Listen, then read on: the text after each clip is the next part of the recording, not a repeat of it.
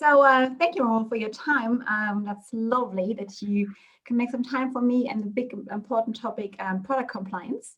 Can you just introduce yourself a little for me and to me and my students?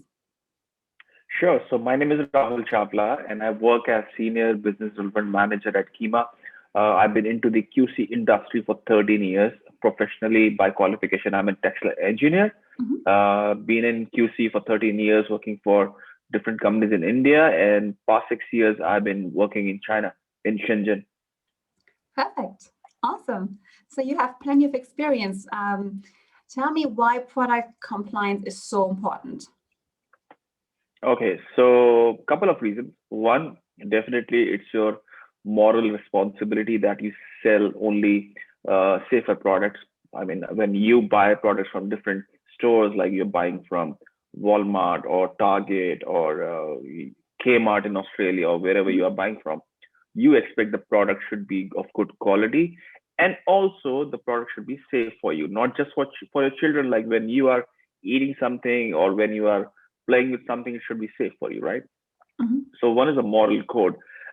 Secondly, it's about the legal and the regulatory requirements. So you have to follow those requirements of each region where you are selling. Otherwise, it can lead to recalls.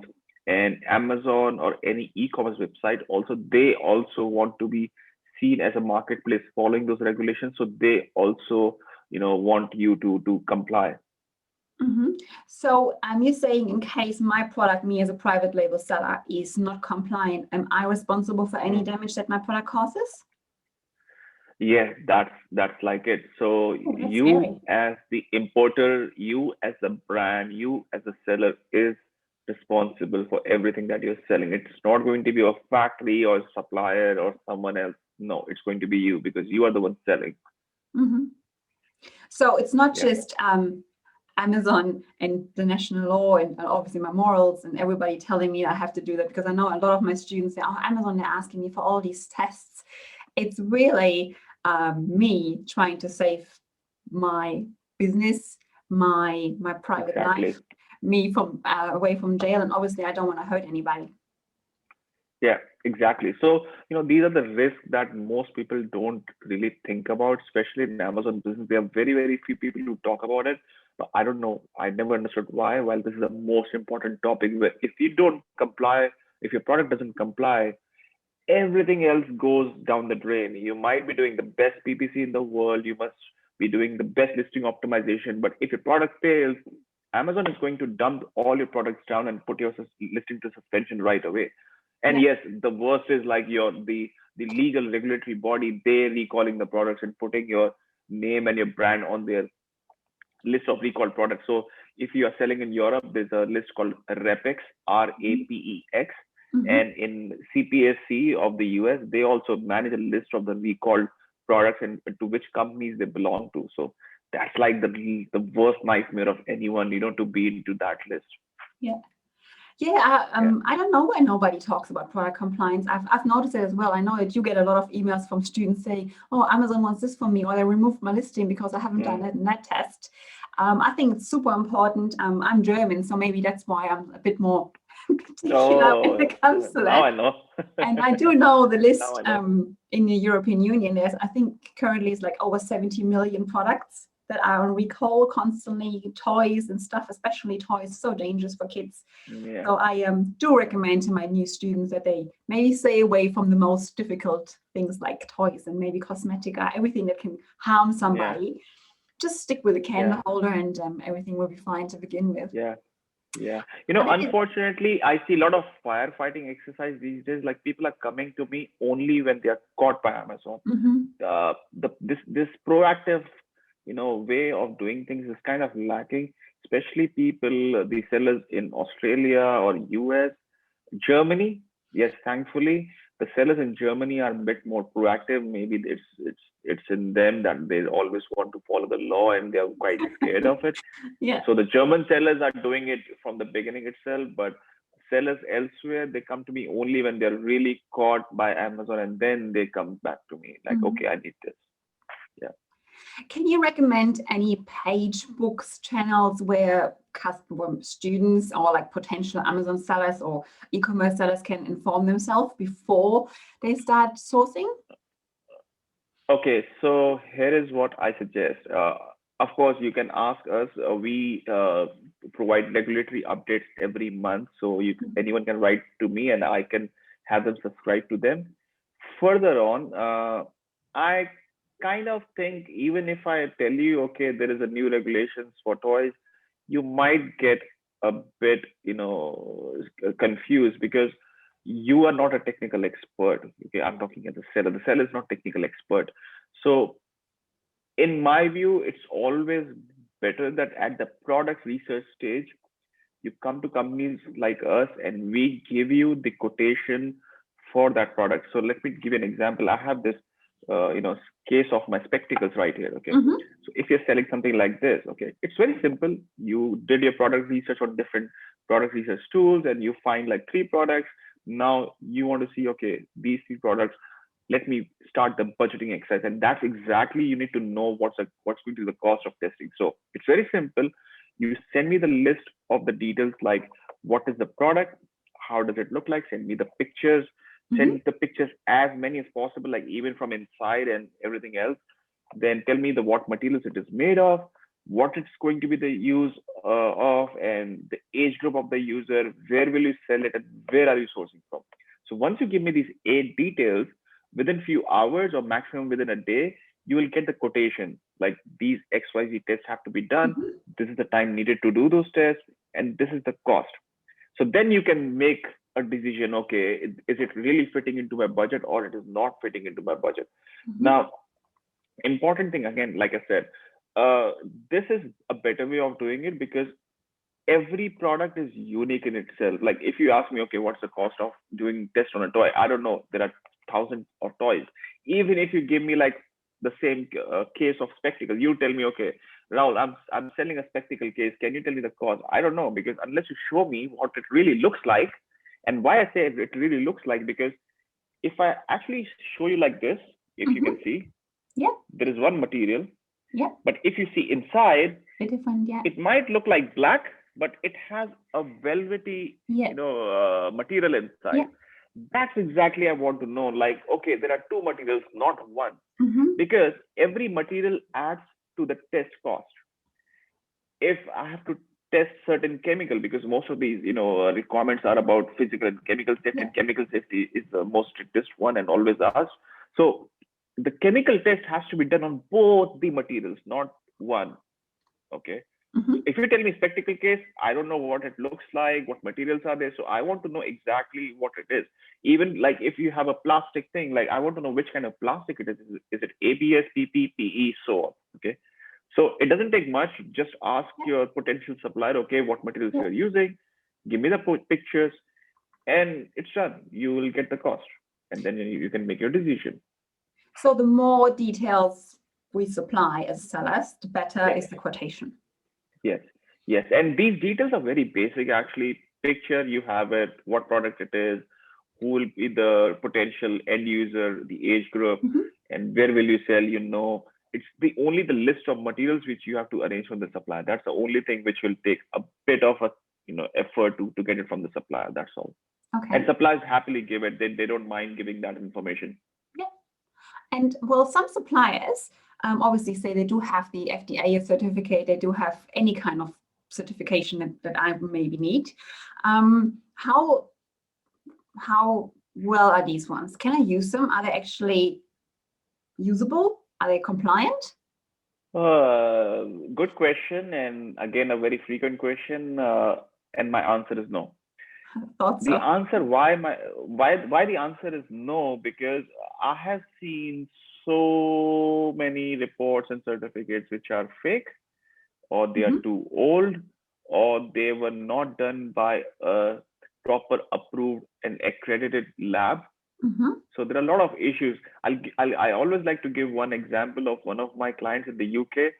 They're not Amazon sellers, but they are a big time into wholesales, and they have their own brands too. So we have been doing inspections for them for a long time. and they were not really using us for testing. They just left to the suppliers like, okay, get your testing done and we are fine. So one fine day, this woman writes to me. She says, "This report looks from your company. Can you check?" I said, "Yeah, from the appearance, it's ours, the logo." But then there was something fishy. So when I looked the report number in my own system, I found that supplier had intelligently and smartly had removed the fourth page, because on the fourth page there was a failed ESO test. Oh my God.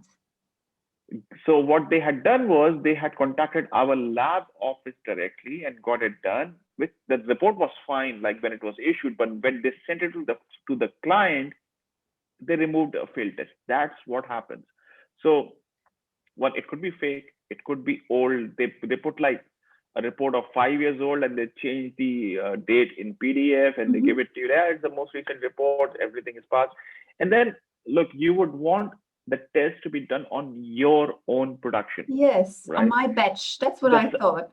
Yeah, your own batch, right? So again, same sample. So maybe this factory has been producing like heaps of them, millions of this particular piece, but then you are buying only 2,000 of them. Okay, so you want test on that particular 2,000.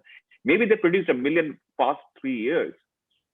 Now, again, there is also a role of the regulatory bodies updates. So these regulations get updated every 6 to 12 months. So maybe they tested 2 years ago. Okay, but then the regulations change. So you need to have it tested as per the recent regulations. Also, it could be a change in materials sometimes, like they change the material here and there, or you added something. Like if I go back here, like the logo here is actually engraved. But if you put a plastic piece or something like some metallic piece, on top of it, that's adding material. Okay, because what I've seen, like Amazon sellers like to customize the product or make something unique out of it. So it changes the whole product sometimes in a certain way. In our definition, at least, it's a new product, right? So I have to get it done every time on my batch. Yes, I won't say every batch. So you should get it done every year, preferably, because the regulations can change. The factories, there's a lot of turnover of people in factories and materials go here and there. So that could also be a reason. And then, or you just change the factory totally. You went to a different factory. Yes, you need to do it again. Otherwise, it's fine. Unless you really make a change in the product. Size is okay. Small size, big size, doesn't matter. If you change the color, yes, you have to do it again. Okay. So minimum once a year, or when I change manufacturer, obviously when I change something on the product, like improve it a bit more. That's correct. That's perfect. Awesome. That's correct. How quickly are you doing these tests? How long do they take? So normally it takes 4 to 5 days. Unless the test process, like there's a test called nickel release in metallic products, that takes 9 days. But generally, like most consumer good items, it takes 4 to 5 days. Okay. We of course tell in advance. At the quotation stage, we tell in advance how many days it's going to take. Perfect. Yeah, so you will know that in advance. Time is money. We need to know. And what happens if a test fails? So if the test fails, the product has to be remade with a different material. So when we test, we most often are able to find which material has failed. So the factory has to rework on the goods. And this is the reason I always tell, please do it at the very, very, very, very beginning. Big companies, they do it before production. They get their raw materials tested first, and then they also get the final product tested. But if you cannot check raw materials, at least do the final product testing, but at the very beginning of the production, like say under 5%. So that if something goes wrong, you can quickly get it, changed. Unlike you do it at the very end and you are all in the mess. It's right. I did have a student in Germany who had 2,000 products produced, because the testing is not cheap. So you need to have some sort of quantity, and then sent one product after 2,000 and it failed. So he couldn't sell these 2,000 items, and it was like kind of like big out of pocket, had faulty products, test money paid. So So you're saying when I order, let's say I order 500 of my wooden cutting boards, I should get the first 5 out of dispatch sent to you. Yes. And do I need to provide multiple samples to you? We tell you based on the tests we have to do. So it depends on the materials and different other details. So we'll tell you, okay, we need 2, 4, or 5. Sometimes we need more because, like take an example, if we have to do a test on the paint which has been put on the product. Okay, so what we literally do is we scrap off the paint. So and then the machine needs a minimum quantity of those scrapped, piece or granules of that paint. So that's why we might need a bit more. Okay. But we'll tell you in advance again. Okay, perfect. And because these tests are quite pricey, especially for newbies who think they can just start this business with $100 in their pocket, is there some sort of checklist that I can ask my supplier if they've already done some tests, if they generally produce to standards? And I mean, I'm still going to get the tests done, but I want to make sure it's not going to fail. Again, if you ask me for the checklist of what tests have to be done, I need to know those details and I can tell you, okay, what tests have to be done. But again, it goes to this previous question, like, should we really accept the reports of the supplier or not? So again, I would recommend that the sellers choose the product only when they can afford that testing cost. Otherwise, there's no point of going for that product. So I quickly could give an example of a friend in Hong Kong. She was selling those party packs, like a lot of balloons and different party things, and she said, okay, I want to sell this, but this is more of a promotional item, and the cost was quite low, so she could not meet those testing requirements based on her budget. The budget was low because the margin was low. So she had to give up that product. See, now people ask me, okay, how are other companies selling such kind of items? Like a big company are able to sell because they have margins with other products. Yes. And then they balance it out. If you're selling only one product, go for the one which you can really afford the testing of. Do I have to get tested or everything? Is there something that I cannot get tested? Pins to planes, everything. Everything. Because I mean, everything. You see these products that are on Amazon. Maybe just this glass vase behind you. Maybe that could be skipped. Also more like decorative stuff, like things that you hang on the wall. Even in decorative stuff, sometimes, like if you're selling in Germany it has reached like other countries of European Union.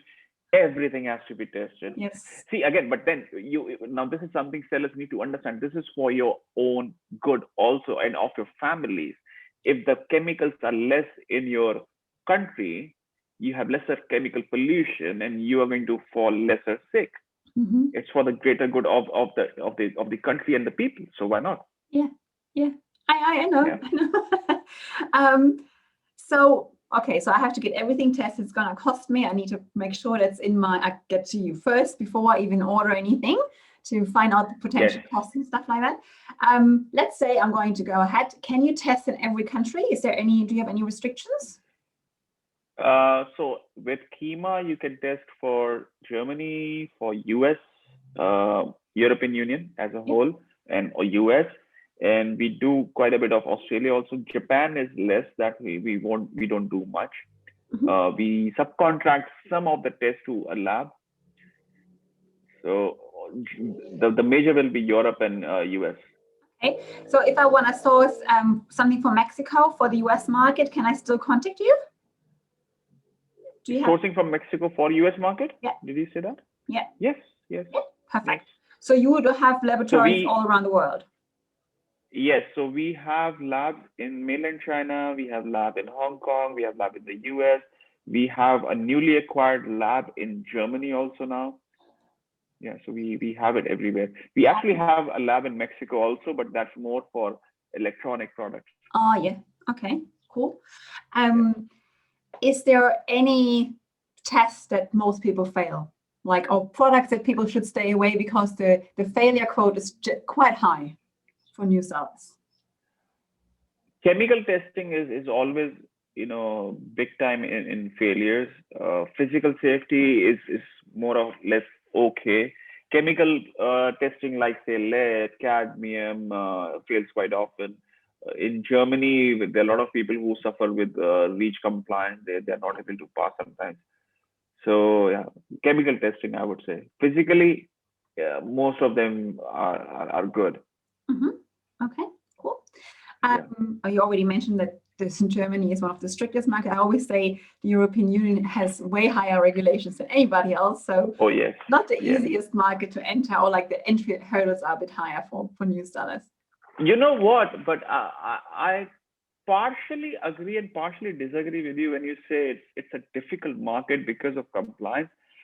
Actually, people are happy to pay that money in such countries. They are happy to pay for a safe product. Mhm.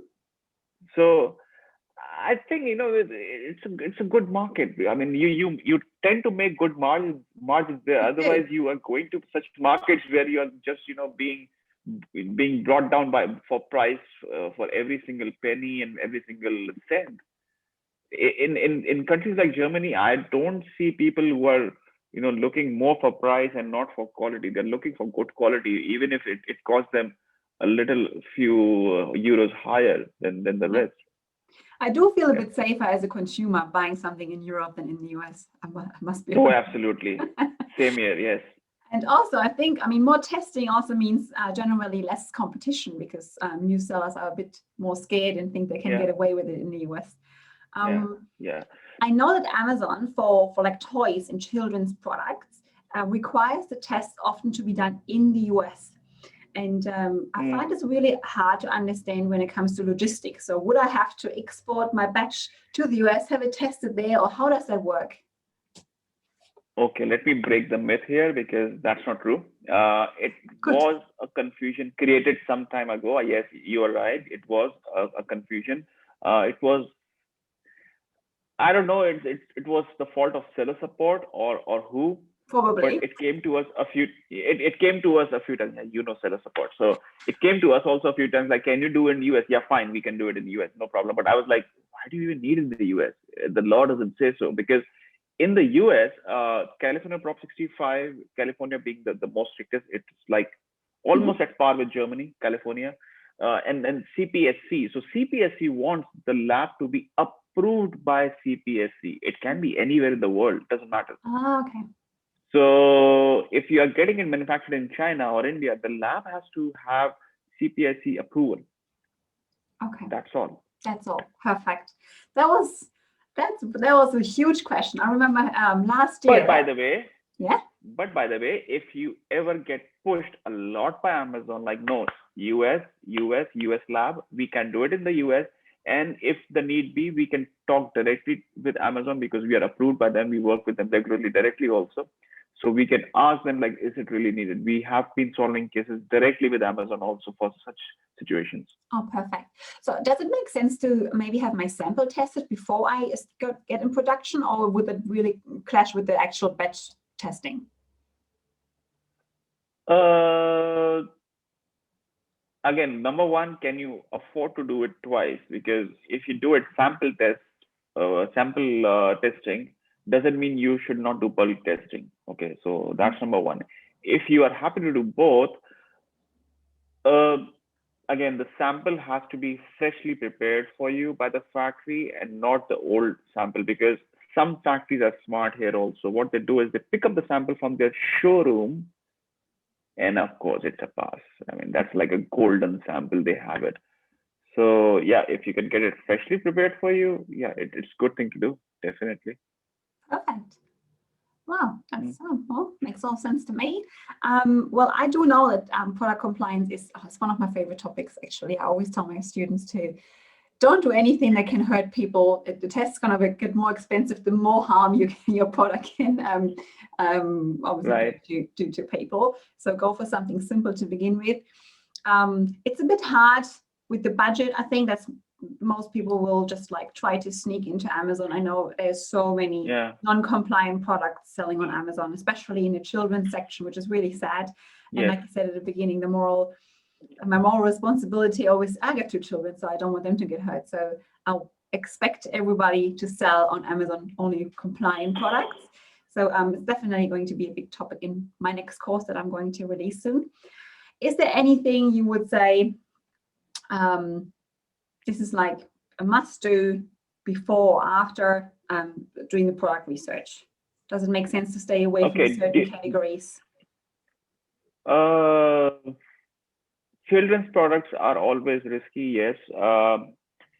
But again, these are the products which sell quite a lot on Amazon, so you can make a choice. I would say don't go for a very complicated product. Like don't go into product with a lot of batteries and Wi-Fi, Bluetooth signals, blah blah blah. Or don't go with products which have too many materials. So for a beginner, if I would recommend, go for a very simple product with maybe just a few materials, like 2, 3, 4 materials. That's all. Don't go for too many materials. Like I'll give you an example. If you go with this, you're fine. Yeah. But don't go with that party pack, that celebration pack. Okay. That's going to be expensive. Okay. And last question: Am I safer if I source from the States or from Germany? Do I still have to get these tests done, or can I be sure that these manufacturers in those countries already produce to that level of quality? Never take chances. Anybody can go wrong. I have to say we work in 85 countries, and we have seen situations in the US and Europe also. Because what happens is in those countries also people buy a lot from different sellers outside. Like I don't see much which is like totally made in the US or made in Germany. Maybe most of the goods still come from Asia. And the other reason is it's such a different era of business now that people are moving really fast with business, and they're like 2 people company, 5 people company, and they don't have a person who knows this subject too well, and they're like, yeah, fine, I don't care, let me take a risk. And again, going by the notion that these people are safer to buy from, they take the advantage. So again, it goes back to one of the first questions you asked me, like who's going to be responsible? But you are responsible. Yeah. If something goes wrong, you are going to be in trouble. So yeah, I would say it's a lesser a chance that it can go wrong, but there's a chance. Lesser is still not zero. Yeah. Okay. Lesser is not zero. Yeah. Yeah, true. So be sure to send a lot of new sellers to you to ask for a little checklist, and a quotation is going to happen.